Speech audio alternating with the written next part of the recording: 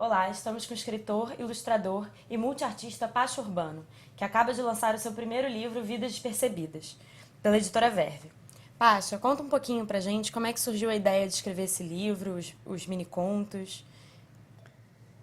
Como eu sou um usuário do transporte público e passo muitas horas dentro dele, o Vidas nasceu assim, dessa minha observação de eu ficar bisbilhotando a vida dos outros. As coisas aconteciam, eu não sabia como elas tinham acontecido, então eu inventava esses começos, ou um desfecho para aquilo que estava acabando de acontecer. E muitas das histórias que estão no livro são isso. São pequenos episódios que se davam ali nas ruas, ou dentro do ônibus, ou num café que eu estivesse depois, e eu tinha que dar aquilo ali. Tinha uma vírgula ali e não tinha nada depois da vírgula, eu não sabia o que tinha antes dessa vírgula.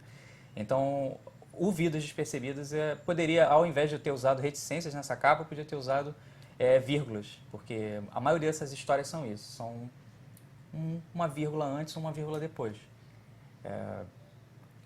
Acho que, assim, para você completar essas histórias, você precisa de algum tipo de estímulo. E essas histórias me davam esses estímulos. Né? Era mais fácil para mim aceitar uma invenção minha ou ainda procurar construir um desfecho melhor ou desfecho nenhum para aquilo do que simplesmente aceitar um fato qualquer e alheio ali ao acaso que estava ali acontecendo. Então foi mais ou menos isso. Eu falei assim, bom, preciso construir essas histórias. Eu estou vendo sendo bombardeado por essas informações todas e o que eu faço com isso? E daí eu comecei a escrever em pequenos trechinhos, às vezes anotando com alguma urgência ali no trem ou no ônibus, no metrô. E aí foram se acumulando até que eu comecei a publicá-los num blog antigo que eu tinha. E foi assim que nasceu. Tá? Você acredita que há uma tendência contemporânea dos escritores irem escrevendo cada vez textos menores por causa da pressa, da internet, de tudo isso? Talvez eu, no geral, sou bem prolixo. Então foi muito difícil para mim começar a escrever coisas tão curtas. É, a ideia do mini conto, né, de você ter um início, meio e fim, né, nem tanto encerrados como início, meio e fim, mas ter essa estrutura, que é a estrutura básica do conto, que ele tem que se encerrar, é, apesar de deixar finais abertos, mas ter uma ideia de finitude, não é? Não poder se estender demais, foi um pouco complicado, porque eu tinha que me impor um desafio, tanto estético, como as frases seriam organizadas, como elas seriam construídas, e também que fosse palatável. O meu maior desafio, no caso de fazer uma coisa curta, era a próxima linha vai ser de interesse do leitor? Será que ele vai conseguir se sentir estimulado ali a próxima frase? A próxima sentença? Será que eu estendendo em muitos parágrafos, será que ele ia ler os próximos parágrafos? Então, a internet ajuda, por um lado, a popularizar isso e, por outro, criou um hábito no leitor de receber informação muito breve. É um fast food de informação. Eu acredito sim que isso a mim me influenciou certamente. Não é? Saber que o meu leitor não vai poder ficar muito tempo ali porque ele vai estar sendo igualmente bombardeado por outras coisas. E também porque as pessoas estão com um pouco de preguiça ultimamente, eu acredito, em ler muito, né? Ou se prender a uma mesma produção textual ali tanto tempo. Então, algo como um Twitter, por exemplo, ou então esses posts como eram, na época eu comecei a publicar o Vidas Despercebidas lá num blog em 2001, era isso, as pessoas não queriam ler uns posts muito extensos, elas queriam receber aquela informação, comentar e passar para o próximo blog, ela tinha um feed enorme para seguir de outros blogs, e eu pensei assim, bom, vamos pegar essas histórias, é só isso que eu estou vendo, eu tenho que diminuir, dar uma enxugada nisso e apresentar de maneira palatável, né? de maneira que instigasse de alguma forma. Então, esse foi o meu exercício. Eu acredito que sim, que cada vez mais um microconto e um mini conto, essas duas formas de contar histórias, vão ficar mais e mais populares, as pessoas vão explorar mais isso. A coisa do jogo de palavras, frases de efeito, citações. As pessoas adoram citações, não é? Elas adoram colocar citações na voz de outras pessoas também. Então, acho que o microconto tem essa facilidade e se populariza. Eu acho que vai ficar cada vez mais acessível e cada vez mais popular. Bom, essa é a minha esperança. Tá bom. Você faz parte de um coletivo chamado Caneta, Lente e Pincel. Você pode contar pra gente um pouco como é que funciona esse coletivo e se você acha importante essa relação com outros artistas?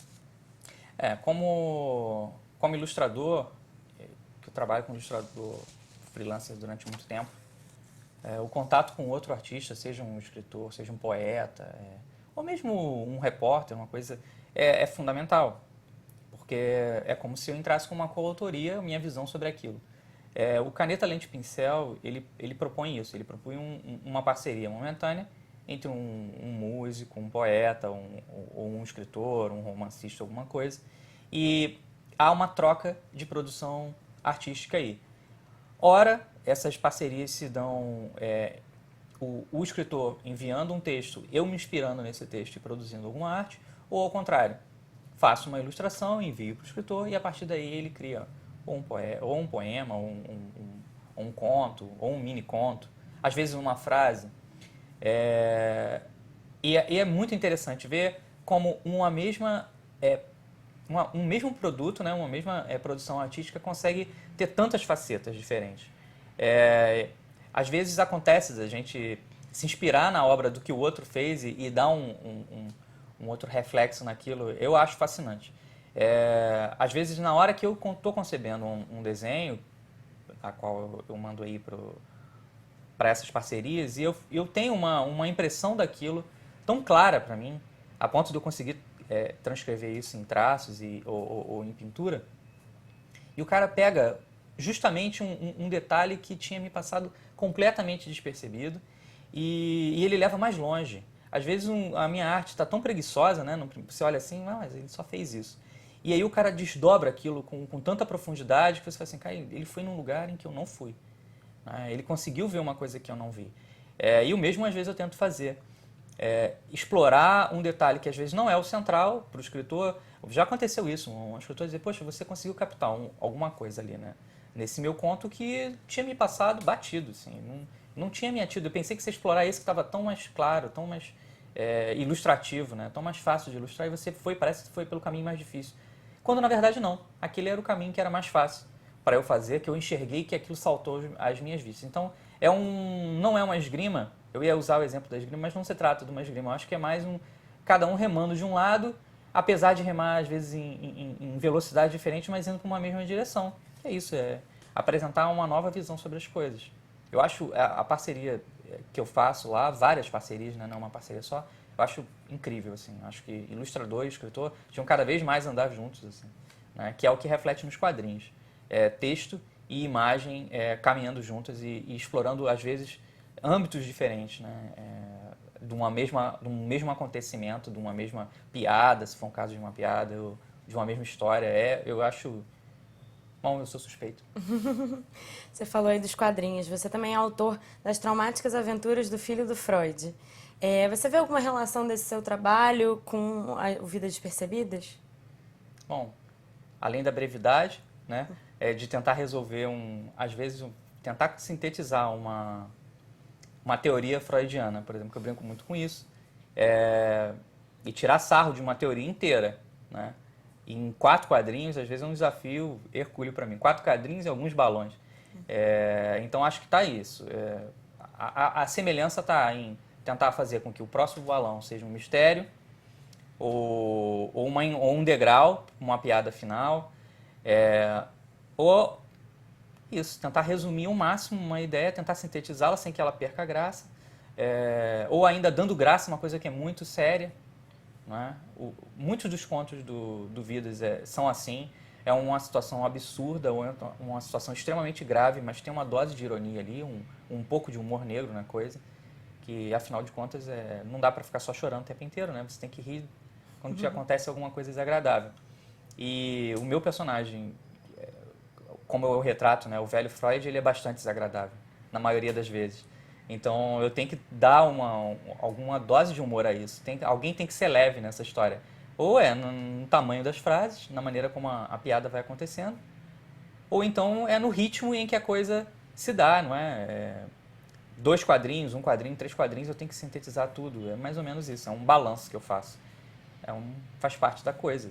Eu acho que existe essa semelhança nisso, na brevidade, em sintetizar uma história e deixar algum ponto em aberto.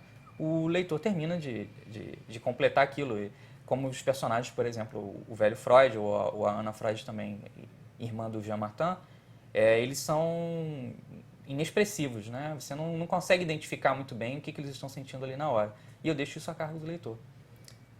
No caso do filho do Freud, a produção textual e a artística é minha. Não existe. As parcerias que se dão às vezes uma ideia que alguém me sugere, ou uma situação que eu presenciei ou que eu vivenciei na infância. Então, nesse caso, eu lidar com essas duas etapas é muito importante para mim, para o meu crescimento antipessoal, porque eu estou estudando as teorias, abarco a parte artística, né? Tem que tentar resolver uma coisa com um traço minimalista, que é o que eu usei ali, e outro ser sintético. Não é? Então, diferente de uma parceria artística em que alguém escreve para mim e eu tenho que transformar aquilo em ideias, é um exercício incrível. Né? Às vezes eu me pego pensando muito nisso, assim, como eu vou fantasiar esse menino de Homem das Cavernas? Né? Como eu vou falar de Totem e Tabu, que é um livro tão complexo e rico também, do Freud, e resolver isso em 4 quadrinhos. Né? Então, essa parte textual fica muito, muito difícil de ser, acho que é a parte mais difícil para mim de ser resolvida. E depois o desafio da parte artística, de tentar sintetizar a imagem dentro daquele tracinho tão minimalista que é do filho do Freud. Eu acho que, nesse caso, eu me sinto um pouco mais completo. Eu busco a escrita, antes eu sou desenhista, né? Sou ilustrador. Então, quando eu busquei a escrita é porque eu não consegui expressar com traços as coisas que eu queria. E o mesmo se dá com a arte. Então, é mais um veículo de comunicação para mim, de expressar o que eu quero. Então, desenhar e escrever são só outras formas de dizer talvez a mesma coisa ou coisas diferentes que eu não conseguiria dizer através da outra. E com a tirinha eu consigo pelo menos ir afunilando isso, tentar juntar uma coisa na outra. É o desafio, é a parte da coisa. Do grande desafio de tentar desenhar e escrever a mesma coisa, né? ou coisas diferentes, tentando juntá-las, né? É um hibridismo, é uma forma de hibridismo. Nesse caso, os quadrinhos e as tirinhas em especial, por serem mais breves, né? Não poder ter tantas páginas para resolver um assunto, eu acho que é um crescimento incrível em termos artísticos. Assim. É um desafio que eu nunca tinha me imposto, e agora que eu me imponho, assim, eu fico pensando, cara, até onde eu vou conseguir isso, levar isso? Eu sempre achei fazer humor dificílimo em termos de tirinha. Né? Quando eu via os meus amigos numa produção tão febril, gente que produz tirinha a cada 2 horas, eu não consigo nunca fazer isso. Né? É muita coisa para mim. Então é um exercício que eu estou constantemente trabalhando. Assim. Eu acho fantástico, eu estou gostando muito. Vamos ver até onde esse filho me dá orgulho. E eu dou orgulho a ele. Muito bom, obrigada.